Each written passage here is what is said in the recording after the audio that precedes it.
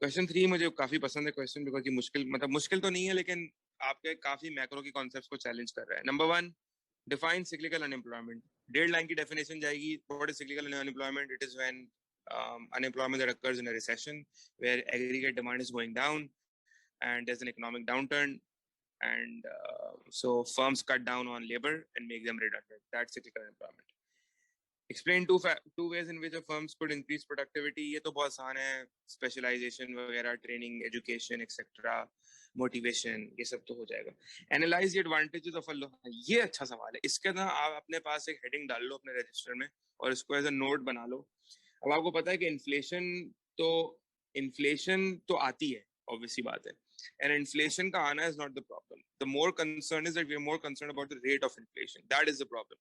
If the rate of inflation rises at high rates, that is when it becomes a problem. तो अगर हमारे पास inflation under control है, और inflation under control कब होती है? जब inflation with in macro economic objective होती है, दैट इज बिटवीन 2 to 3%। अगर हमारे टारगेट से बाहर हो जाती है, then it becomes a concern. And low rate of inflation means कि इन्फ्लेशन विद इन टारगेट्स है, and it is also means that you have price stability. Prices are stable in the economy. तेजी से high rates of inflation हमारी economy में नहीं है, तेजी से बढ़ नहीं रही, स्टेबल प्राइसेस है। Analyse the advantages. आपसे कह रहा है कि यार क्या एडवांटेजेस होंगे अगर इन्फ्लेशन रेट लो होगा? तो वही प्राइस स्टेबिलिटी और माइल्ड इन्फ्लेशन की आपसे बात कर रहे हैं। यानी अगर अपना रेट ऑफ इन्फ्लेशन कम है, आपको पता है कि अगर rate of inflation within targets है, प्राइस स्टेबिलिटी है, तो ये तो काफी फायदे वाली बात होती है। बिकॉज पहले तो अभी बता दीजिएगा कि लो रेट ऑफ इन्फ्लेशन का मतलब क्या होता है। It means that there is inflation but at a decline, sorry, there is inflation but the rate at which the prices is rising is low. ठीक है, it's indicating price stability. It's within, or you could say mild inflation. ठीक है, तो पहली बात तो ये है कि अगर लो रेट ऑफ इन्फ्लेशन है तो उसके अंदर इकोनॉमी में आपकी एग्रीगेट डिमांड बढ़ रही होगी, बट एग्रीगेट डिमांड बढ़ने से जो इन्फ्लेशन के रेट्स हैं वो उतनी तेजी से नहीं बढ़ रहे होंगे। So it's a good sign. Why is it a good sign? It means that जिस रेट से एग्रीगेट डिमांड बढ़ी है उससे ज्यादा, मतलब एज एन उससे मैचिंग रेट से आपका आउटपुट बढ़ रहा है। ठीक है, ऐसा नहीं है कि आउटपुट बहुत कम से बढ़ रहा है, क्योंकि अगर आउटपुट बहुत कम से बढ़ेगा, if demand is rising by a very large extent as compared to the output produced by firms, in that case your um, inflation rises at very high rates. But इसका मतलब ये है कि आपकी एडी बढ़ रही है बट फर्म ज्यादा आउटपुट भी प्रोड्यूस कर रही है, तो इसमें फायदा ही फायदा है। बिकॉज इसमें हो ये रहा होगा कि कंज्यूमर स्पेंडिंग बढ़ रही होगी, इन्वेस्टमेंट्स बढ़ रही होंगी, ठीक है, एक्सपोर्ट्स बढ़, नेट एक्सपोर्ट्स आपकी बढ़ रही होंगी। ठीक है, इन सब चीजों की वजह से क्या हो रहा होगा, आपकी एग्रीगेट डिमांड तो बढ़ रही होगी, but at the same time the firms are also responding to a rise in AD by increasing output. So output is by the firms is also rising. So you could draw the diagram and say this is AD and this is AS. So if AD is rising, so inflation आ रही है। But अगर आप देखें, मैंने AS का जो curve है उसको मैंने थोड़ा सा इलास्टिक बनाया है। इलास्टिक मैंने इसीलिए बनाया है कि this is indicating that that firms are able to increase output. सवाल मेरा तो ये कह रहा है कि analyse the advantages of a low rate of inflation. क्या फायदा होगा अगर इन्फ्लेशन जो है वो आ रही है बट इसका रेट इतना नहीं है? तो अगर आप एग्रीगेट सप्लाई कर्व को इलास्टिक बनाते हैं तो इसका मतलब ही यही है कि यार फर्म्स के पास कैपेसिटी है रिस्पॉन्ड करने की। तो अगर एडी बढ़ भी रहा है, देखें आप एडी कितना ज्यादा बढ़ा है हमारा, बट फिर भी इन्फ्लेशन का रेट मतलब बहुत कम आई है इन्फ्लेशन। सो इन्फ्लेशन जो आ रही है वो उतनी प्रॉब्लम है भी नहीं हमारे लिए इस वक्त, बिकॉज वो इन्फ्लेशन का रेट ही इतना कम है। So we are more happier about the fact that AD is rising, because AD, what is AD? What is aggregate demand? Aggregate demand is not total demand, मत बोला करो। Aggregate demand is total spending. आप खुद देखें ना, economy में spending हो रही है, लोग खर्चे कर रहे हैं, कंज्यूमर स्पेंड कर रहे हैं, इन्वेस्ट फर्म स्पेंड कर रहे हैं, नेट एक्सपोर्ट्स की शक्ल में स्पेंडिंग बढ़ रही है। तो एडी का बढ़ना आपकी इकोनॉमी में स्टिमुलस इंडिकेट कर रहा है कि देयर इज स्टिमुलस, बिकॉज इससे एम्प्लॉयमेंट आपकी बढ़ेगी ना। प्रॉब्लम तब होती है जब एडी बढ़ रही होती है बट साथ साथ इन्फ्लेशन तेजी से आ रही होती है, वो प्रॉब्लमैटिक बात है। ठीक है, तो इधर तो इन्फ्लेशन का रेट हमारा माइल्ड है बिकॉज फर्म्स जो है वो आउटपुट को साथ साथ साइमल्टेनियस, तभी मैंने एएस, बिकॉज अगर आप एएस का कर्व जो है वो थोड़ा इनइलास्टिक बना के देखो, ये आपका एडी है, ये आपका एग्रीगेट सप्लाई को, तो अगर मैं थोड़ा इनइलास्टिक बनाऊं और मैं यहाँ पे आउट एडी बढ़ा दूं, अब देखो ये यहाँ पे देखो क्या हो रहा है, इधर बिल्कुल रिवर्स हो गई सिचुएशन। यहाँ ये इंडिकेशन हो रही है कि देखें एडी तो बढ़ रहा है, लोग खर्चे करे जा रहे हैं, गौर से सुनो मैं क्या कह रहा हूँ, लोग खर्चे कर रहे हैं, खर्चे कर रहे हैं, स्पेंडिंग बढ़ी, कंज्यूमर स्पेंड कर रहे हैं, इन्वेस्टमेंट बढ़ी है, एक्सपोर्ट स्पेंडिंग बढ़ी है, लेकिन प्राइस लेवल देखो तेजी से बढ़ रहा है और जीडीपी में ज्यादा चेंज भी नहीं है। ठीक है, तो again this is not indicating a healthy situation for the economy, it's not a good situation, it requires government intervention, it requires contractionary demand side policies, right? But this is a healthy situation. This diagram is representing a healthy situation. It's representing that your AD is rising, your real GDP is going up, people are spending in the economy, firms invest कर रहे होंगे because of rising business confidence, consumer spending बढ़ी होगी because of more incomes, because maybe consumer spending might be rising, maybe your exports are rising, maybe because your exports have become more competitive, so your exports are going up. But at the same time, despite the fact that this is happening, your price level is rising, but at a very low rate, or at a small rate, or at a lower rate, right? How low we don't know, but at a lower rate, right? It's low that it's not a problem for us right now. At the same time, we witness that our real GDP is also rising. So it's a good or a healthy situation for the country. ये diagram आप बना सकते हैं और indicate कर सकते हैं, पता होना चाहिए ना आपको यार, मतलब क्या है लो रेट का, लो रेट को कैसे डायग्राम में दिखाओगे, लो रेट क्यों आता है, क्यों आ रहा है लो रेट, एडी बढ़ रही है तो लो रेट, ऑफ एडी बढ़ी है तो इन्फ्लेशन बढ़नी चाहिए ना भाई, आपने क्या पढ़ा है, AD goes up, in price level goes up, inflation आती है, but what makes price level go up at a low rate if AD goes up? This is my concern. What makes price level go up at a low rate if AD goes up? It's the aggregate supply curve. The more elastic it is, the less the rise in price level. And why? Why is it indicating? Why is the aggregate supply elastic? Why is this curve elastic? What is the elastic part of aggregate supply indicating? It's indicating that the firm has spare capacity. Okay? It can actually increase output. Maybe your factors of production are more mobile. The moment the AD rises, firms can, increase output. ठीक है? So बात वही है कि यार advantages क्या हैं इसमें, जो बेसिकली आपको एडवांटेजेस लिखने हैं वो एग्रीगेट डिमांड बढ़ने के लिखने हैं यार, कंज्यूमर स्पेंडिंग बढ़ रही होगी, इन्वेस्टमेंट बढ़ रही होगी, एक्सपोर्ट्स बढ़ रही होंगी, तो कंज्यूमर स्पेंडिंग बढ़ने से क्या होता है, कंज्यूमर स्पेंडिंग बढ़ने से जो है वो लिविंग स्टैंडर्ड्स वगैरह बढ़ते हैं, क्वालिटी ऑफ लाइफ बढ़ती है, वेलफेयर बढ़ता है, इन्वेस्टमेंट बढ़ने से क्या होता है, फर्म्स जब इन्वेस्ट करते हैं तो एम्प्लॉयमेंट वगैरह आपकी बढ़ रही होती है, plus in the so exports बढ़ने से आपको पता है क्या होता है, एक्सपोर्ट्स बढ़ने से फॉरेन करेंसी आ रही होती है, करंट अकाउंट पोजीशन इंप्रूव हो रही होती है, एक्सपोर्ट इंडस्ट्री में एम्प्लॉयमेंट बढ़ रही होती है, and obviously remember that a low rate of inflation is a sign that of economic stability. ये लिख लो, economic stability आ रही होती है और there is greater certainty. दो वर्ड्स हैं, इकोनॉमिक सर्टेनिटी एक अलग वर्ड है, ये आ रही होती है ज्यादा, और इकोनॉमिक स्टेबिलिटी आ रही है, दोनों बड़े अच्छे वर्ड्स हैं, आप यूज कर सकते हैं ड्यूरिंग टाइम जब आप बोलेंगे लो रेट ऑफ इन्फ्लेशन है। ठीक है, पाकिस्तान में इन्फ्लेशन बढ़ी है तेजी से, वैसे तो ग्लोबली बढ़ रही है, लेकिन इससे क्या होता है, इससे फिर फॉरेन इन्वेस्टमेंट आती है, एफडीआई भी आती है और हॉट मनी फ्लोज भी आते हैं, इनफ्लोज, ये दोनों आते हैं। ठीक है, foreign investment results into more foreign exchange reserves, तो आपके फॉरेन एक्सचेंज रिजर्व्स भी बढ़ जाते हैं। ठीक है, and then you could talk about the fact that there's obviously if there's more foreign investment, the country's GDP will go up and there would be more employment opportunities and all of that. ठीक है,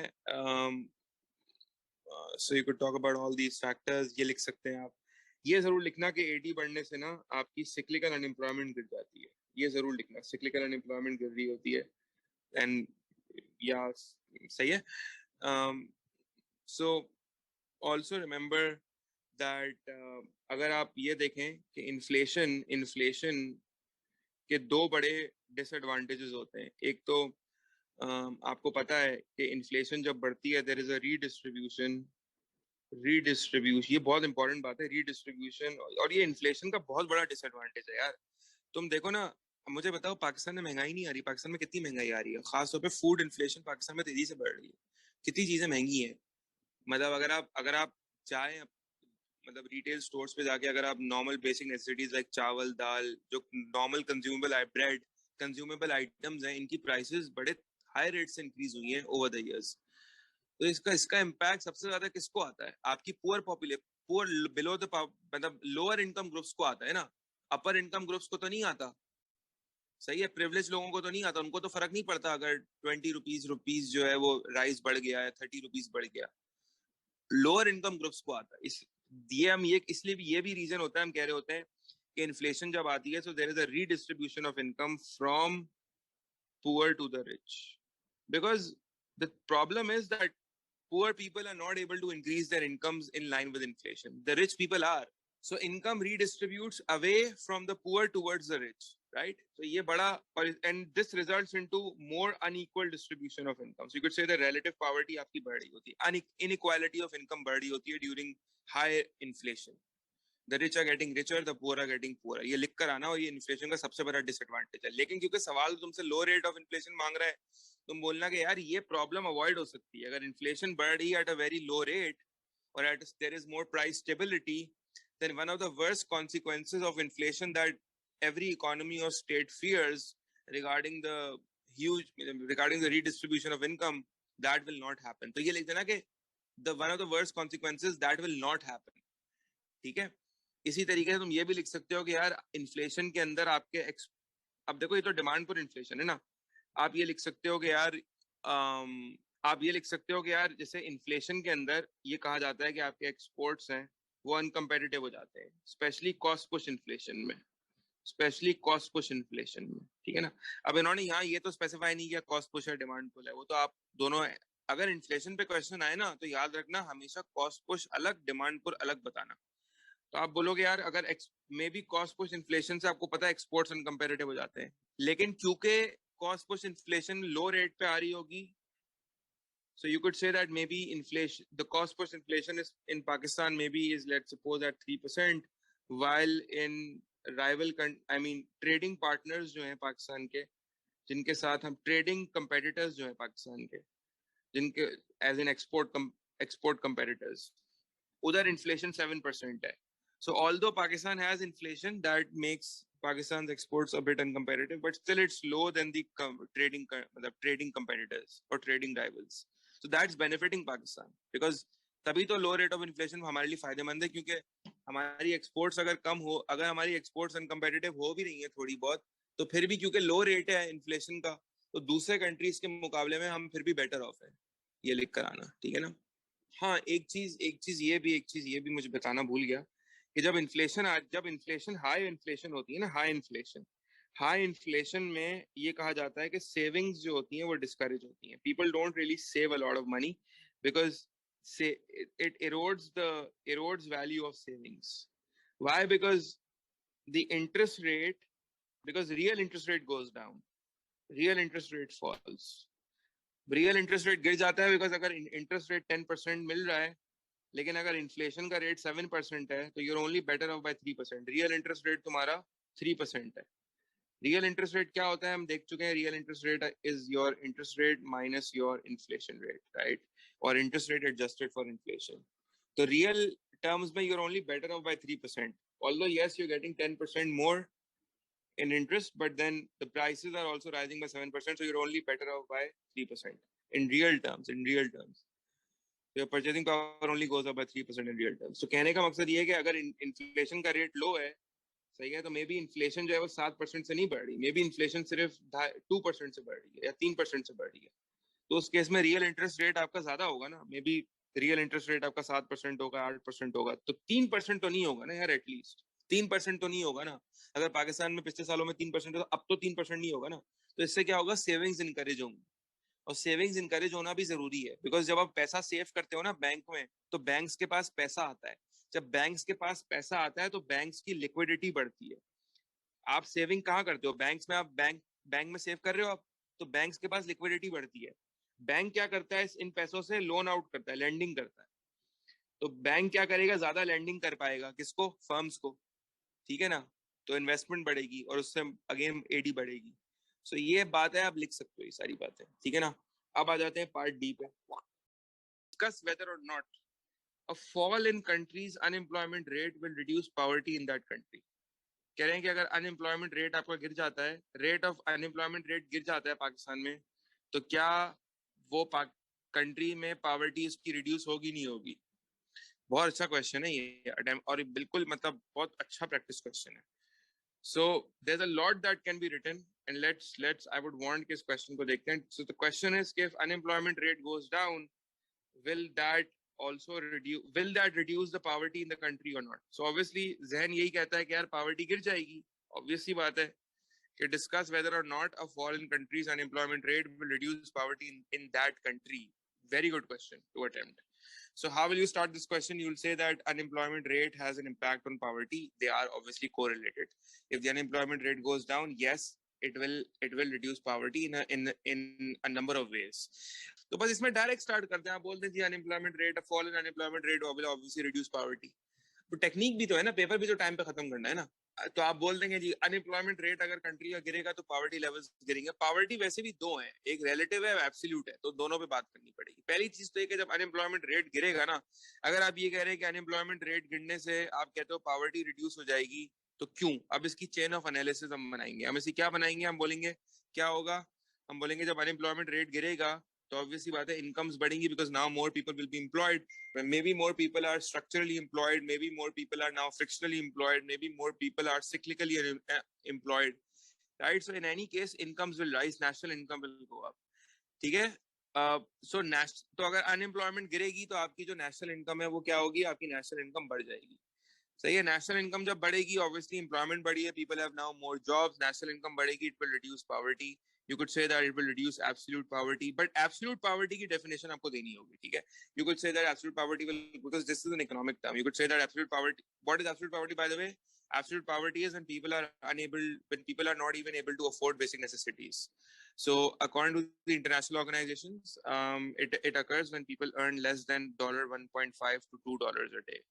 ठीक है. तो अगर आप $1.5 से $2 से कम कमा रहे पे, तो आप, इसका मतलब है कि कंट्री में एब्सोल्यूट पॉवर्टी है. अगर कंट्री की पॉपुलेशन जो है ऐसी है, एग्जिस्ट करती है, मेजरली $1.5 से $2 से भी कम कमा रही है, तो एब्सोल्यूट पॉवर्टी एग्जिस्ट करती है कंट्री के अंदर. ठीक है ना. तो ऑब्वियसली बेसिक नेसेसिटीज नहीं है आपके पास. लेकिन तो जाहिर है जब इनकम्स बढ़ेंगी तो ये जो एब्सोल्यूट पॉवर्टी है गिरेगी. ठीक है ना. उसके बाद जाहिर सी बात है अनएम्प्लॉयमेंट अगर बढ़ रही है तो क्यों बढ़ रही होगी? अगर आप कहते हो स्ट्रक्चरल अनएम्प्लॉयमेंट गिर रही है, ठीक है, आप कहते हो फ्रिक्शनल अनएम्प्लॉयमेंट गिर रही है, ठीक है, आप कहते हो सिक्लिकल अनएम्प्लॉयमेंट गिर रही है, तो स्ट्रक्चरल अनएम्प्लॉयमेंट कब गिरती है? जब एग्रीगेट सप्लाई बढ़ती है. फ्रिक्शनल अनएम्प्लॉयमेंट तो चले, फ्रिक्शनल अनएम्प्लॉयमेंट तो टेम्पररी अनएम्प्लॉयमेंट होती है, उसका तो आपको ज्यादा कर नहीं सकते, वो तो होती ही होती है. सिक्लिकल अनएम्प्लॉयमेंट कब गिरती है? जब आपकी एग्रीगेट डिमांड बढ़ रही होती है. तो खुद सोचे ना, अगर आपकी एग्रीगेट सप्लाई बढ़ी है, एग्रीगेट डिमांड बढ़ी है, तो कंट्री की रियल जीडीपी तो बढ़ ही रही होगी ना. तो खुद सोचें, जब फर्म ज्यादा आउटपुट प्रोड्यूस कर रहे होंगे, प्रॉफिट्स कमा रहे होंगे, तो इससे क्या होगा? इससे गवर्नमेंट का भी टैक्स रेवेन्यूज बढ़ेंगे. तो जब अनएम्प्लॉयमेंट गिरेगी तो गवर्नमेंट के टैक्स रेवेन्यूज बढ़ेंगे. Tax revenues from corporate taxes बढ़ेंगे. Why? Because firms will be earning more profits because of a rise in aggregate demand and they are producing more output. At the same time, revenues from income taxes will go up. So obviously isse hoga ye कि if the government is earning more tax revenues, so the government could actually end up spending this tax revenue on the economy by maybe providing basic necessities to the poor, right? Basic necessities to the poor, maybe providing more transfer payments, right? Maybe more welfare benefits, maybe more medical allowances to the poor especially, maybe providing education at subsidized rates to the poor, opening up free schools and universities and colleges.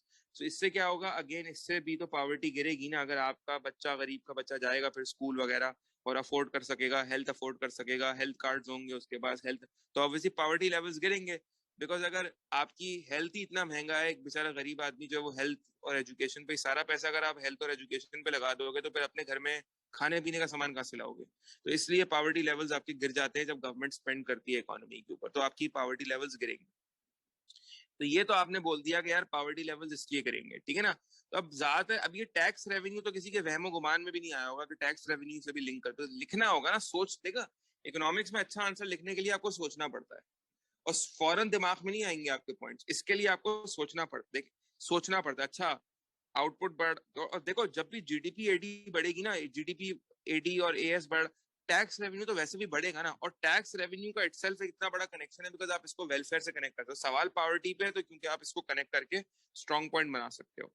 फिर आप बोलोगे कि यार देखें सीधी सी बात है, अगर incomes बढ़ रही हैं तो एब्सोल्यूट पॉवर्टी तो गिरेगी लेकिन रिलेटिव पॉवर्टी नहीं गिरेगी, ठीक है ना। रिलेटिव पॉवर्टी जो है ना, that is basically when it is basically talking about disparity of income between the rich and the poor. अब इधर आपने इवैल्यूएशन शुरू की, it is talking about the disparity और unequal distribution of income between rich and, so even if your unemployment is falling and people are getting richer, it will reduce absolute poverty because people will now be able to afford basic necessities. But this does not mean that relative poverty will go down, because relative poverty is concerned about income distribution.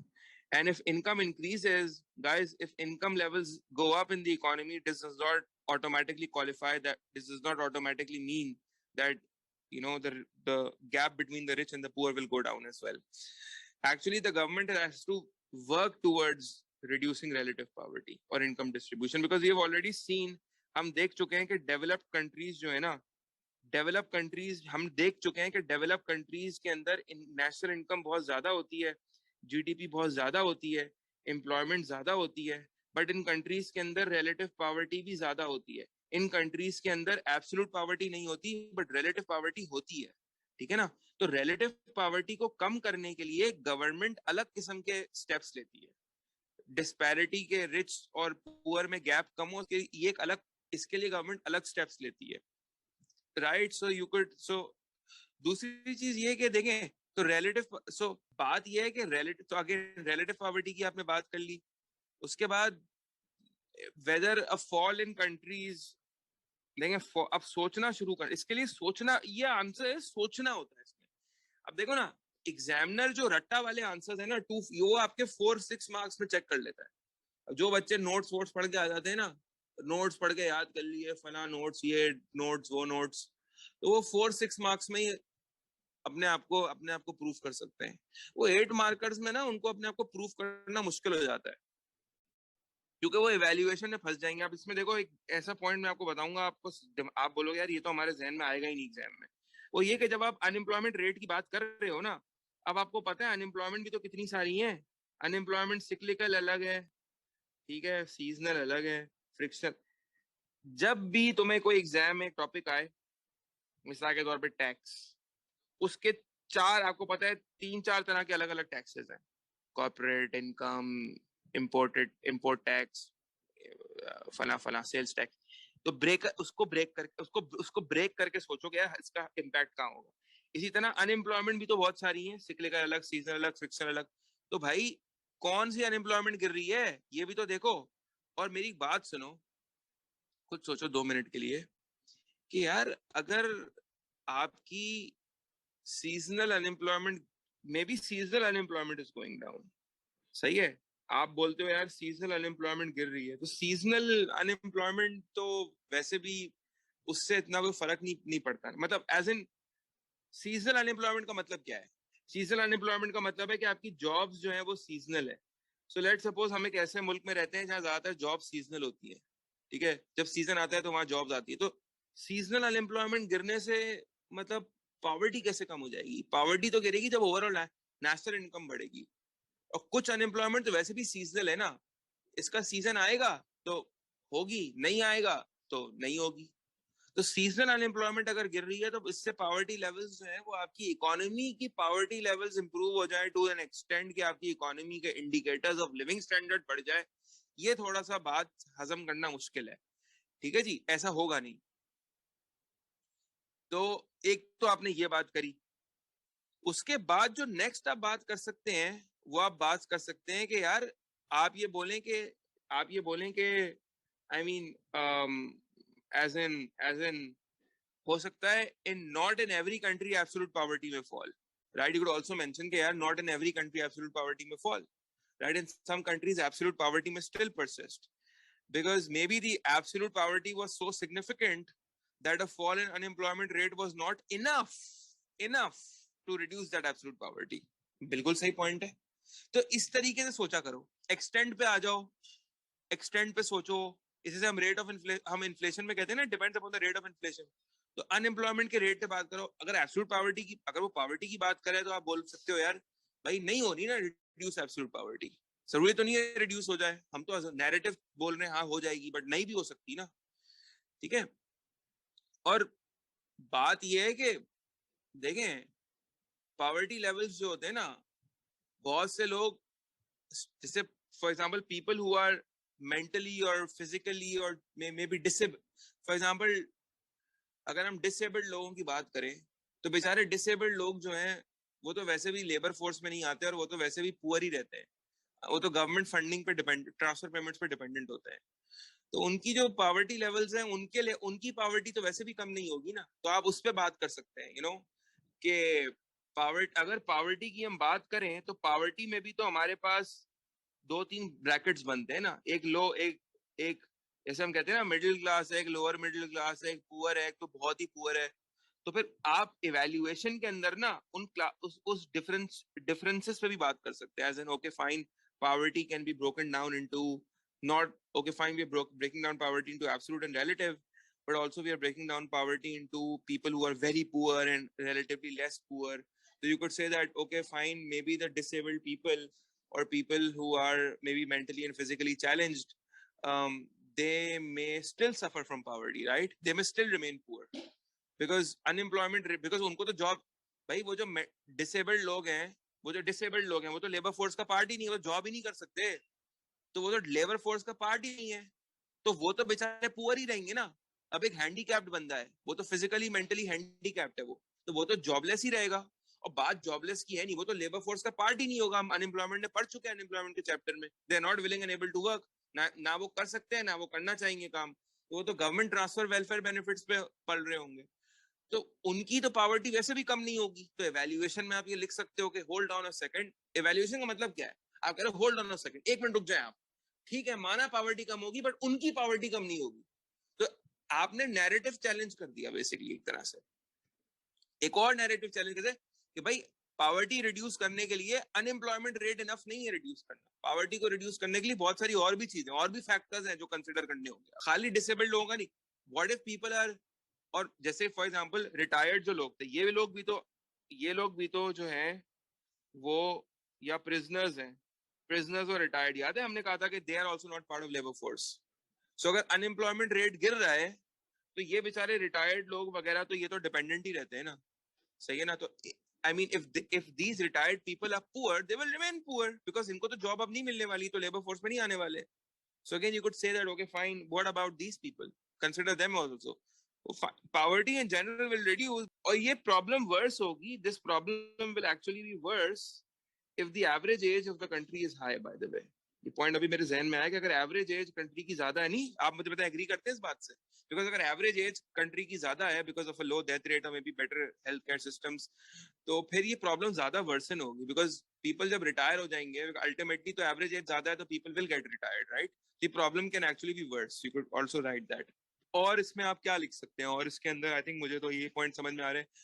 और देखें बात ये है कि अगर unemployment rate आपका गिर भी रहा है ना, तो how a fall in unemployment rate does not means that the jobs are very highly paid. What if you end up, what if the, भाई अब अफ्रीका सब सहारा अफ्रीकन कंट्रीज हैं, जैसे मैं पिछली केस स्टडी में हम युगांडा, नाइजीरिया, ये जो कंट्रीज हैं ये पुअर कंट्रीज हैं, इनमें जो वेजेस हैं, कंट्री की जो वेजेस हैं वही बहुत कम है। अगर आप वेज रेट कंपेयर करें विद अदर कंट्रीज, वही बहुत कम है, average wage rates are very less. In these countries maybe you will not find very high skilled jobs. So if the country does not produces high skilled jobs because it does not invest in technology and skilled labor, तो फिर तो यार अगर country की पूरी economy farming पे और mining पे चल रही है, तो फिर तो अगर अनएम्प्लॉयमेंट रेट अब गिर भी रहा है और लोग जो है वो फार्मिंग माइनिंग करके कमा रहे हैं, तो इसमें वो क्या कमा लेंगे, कितने पैसे, करोड़ों रुपए कमा लेंगे, नहीं ना। तो जस्ट बिकॉज अनएम्प्लॉयमेंट रेट गिर गया डज नॉट क्वालिफाई ऑटोमेटिकली कि पावर्टी रेट्स भी जो है वो रिड्यूस हो जाएंगे। It actually depends upon the wage rate. Poverty जो है वो वेजेस, उसका लिंक वेजेस से है, और अनएम्प्लॉयमेंट रेट गिरने का मतलब ऑटोमेटिकली ये नहीं है कि आपके हाई वेजेस होंगी, बिकॉज वेजेस का जो ताल्लुक है वो जो वेजेस तो फिर बहुत बड़ा एक पूरा समझ लो पेंडोरा बॉक्स है ना, मतलब उसमें तो बहुत कुछ आता है डिपेंडिंग अपॉन किस तरह की इकोनॉमी है, किस तरह की डिमांड फॉर जॉब्स हैं, स्किल जॉब ज्यादा है, टर्सरी सेक्टर में ज्यादा है, सही है ना। तो देखो कितना कुछ लिखने का है, लेकिन इसके लिए तो सोचना पड़ता है ना, और सोचने के लिए दिमाग खोलना पड़ता है, और दिमाग खोलने के लिए अपने आप को ये कहना पड़ता है कि यार मुझे मुझे समझ आ रहा है, आई कैन डू इट। और उसके लिए थोड़ी रीडिंग करनी पड़ती है, और it's also a matter of क्या आपका दिमाग कितना फ्रेश है। और दिमाग को सोचने के लिए ना you have to push your brain to think. बोलना पड़ता है आपको, सोचो सोचो सोचो सोचो सोचो, तो वह खुद ही आपके जहन में पॉइंट्स आना शुरू हो जाएंगे। ठीक है, so we are done. I'll see you all in the next class. Until then, take care.